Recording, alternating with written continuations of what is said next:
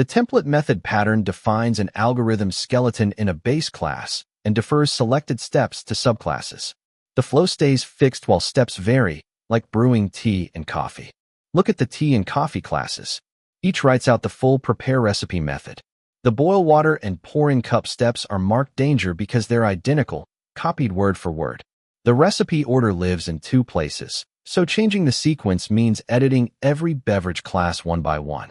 Here's our first try: one beverage class with a flag and if-else branches picking tea or coffee inside prepareRecipe. But adding a third drink forces us to reopen this method, risking the shared sequence. Still rigid. Here's the solution. We create an abstract caffeine beverage class. Its prepareRecipe method is final, a template method that calls boilWater, brew, pourInCup, then add condiments in fixed order. boilWater and pourInCup are concrete and shared. But brew and add condiments stay abstract, open for subclasses. The recipe skeleton is locked, yet the differing steps remain flexible. Look at the structure.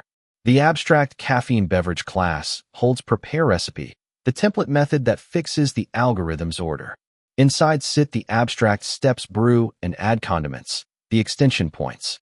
Tea and coffee inherit this class, then fill in those two steps their own way. Compare both versions. Before, tea and coffee each repeat the entire recipe, duplicating dangerous steps. After, both inherit the same prepareRecipe, overriding only the steps that differ. Here are the two subclasses. Tea fills in brew by steeping a tea bag and add condiments with lemon. Coffee drips through a filter, then adds sugar and milk. As the inherited prepareRecipe runs, the active subclass shapes each differing step.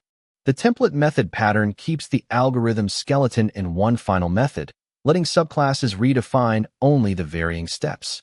No duplication. One place controls the order. New beverages stay easy.